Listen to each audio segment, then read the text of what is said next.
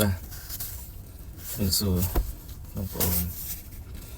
នៅខ្ញុំឃើញវីដេអូដែលខាងប្រទេសវៀតណាមដែលគេបង្ហោះព្រមព្រៀងពេញ TikTok Facebook ណា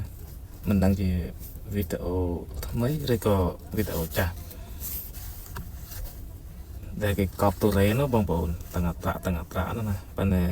ប្រហែលជាឆ្នាំនេះទេដឹងដោយសារប្រទេសខ្មែរយើងគេលែងឲ្យវៀតណាមគាត់នាំចូលហើយចិននោះក៏គេបិទអញ្ចឹងទៅគេមិនបរិភោគខ្លួនឯងគេសុខចិត្តកប់ចោលឥឡូវយើងទាញទៅ 2-3 ឆ្នាំមុនវិញនៅពេលដែលចិនឬក៏ខ្មែរយើងឲ្យត្រេនខាងវៀតណាមចូល 2-3 ឆ្នាំមុនតែយើងគិតសភាពមើលបងប្អូនតើអ្នកណាបានហូបខ្លះខ្ញុំគិតថាប្រហែលជា10 ឆ្នាំមុនខ្ញុំនៅស្រុកខ្មែរប្រហែលជាខ្ញុំក៏ធ្លាប់បានហូបដែរត្រេនវៀតណាមនោះទាំងគេទាំងយើងបងប្អូនឃើញត្រេនថោកចេះតែចង់ណាក្រោយពីនងមករហូតដល់ឆ្នាំ 2025 នេះគេហាមនាំចូលចាប់ផ្ដើមប្រទេសវៀតណាមគេកប់ចោលអាហ្នឹងសបញ្ជាក់ឲ្យឃើញថាសារជាតិគីមីដែលនៅក្នុងទូរ៉េនេះវាមានច្រើនណារហូតដល់គេហាមបរិភោគខ្លួនឯងអាហ្នឹងវាមិនធម្មតាទេវាធម្មតាទេបងប្អូនហើយចុះយើងខេបត្រឹមទូរ៉េហ្នឹងចុះបន្លែដែលនៅផ្សារដើមករាល់ថ្ងៃនេះដែលប្រជាពលរដ្ឋខ្មែរយើងបរិភោគរាល់ថ្ងៃនេះតើបងប្អូនគិតយ៉ាងម៉េច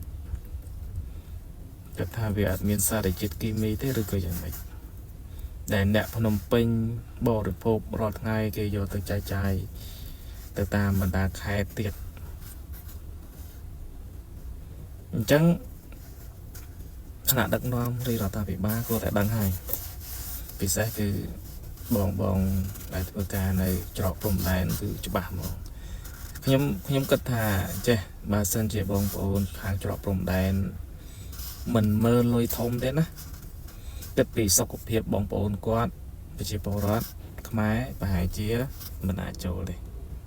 អានេះជាគិតឲ្យដឹកដល់ដែរណាអញ្ចឹងសូមបងប្អូនបើសិនជារបស់នឹងថាវាមិនស្រួលហើយនាំចូលហើយកុំបរិភោគយើងសុខចិត្តអត់បែរមកដាំបន្លែក្នុងផ្ទះក្រោយផ្ទះយើងវិញឬក៏បន្លែនៅក្នុងស្រុកដែលមិនមានសារជាតិគីមីព្រោះឥឡូវនេះច្រើនណាបងប្អូនអាហ្នឹងយើងនិយាយតែត្រឹមរុក្ខជាតិប៉ុណ្ណឹងចុះនៅរបស់របរហូបចុកមានស្ករគ្រាប់មាននំណែកអីចេញពីចិនពីវៀតណាមមកពីថៃមកមីស្អីហ្នឹងគឺយើងកិច្ចមិនផុតទេយើងថាកិច្ចមិនផុតទេប៉ុន្តែអ្វីដែលយើងអាចជៀសបានគួរតែជៀសទៅព្រោះរបស់ភាគច្រើនគឺសិតតែគីមីឥឡូវនេះចាប់ដើមរោគសញ្ញាចេញហើយអ្នកខ្លះលើកឈាមទឹកនោមផ្អែមកាត់ដៃកាត់ជើងលាងឈាមមហារីកច្រើនណាស់ណាប្រទេសណាក៏មានដែរមហារីកហ្នឹងគាត់ថាខ្មែរយើងនៅពេល start ចាប់ដើមកើតគឺវិចារនឹងគេអញ្ចឹងទៅអាហ្នឹងយើងពិបាកទប់ស្កាត់ណាព្រោះវាចូលរាប់ឆ្នាំមកហើយអរគុណ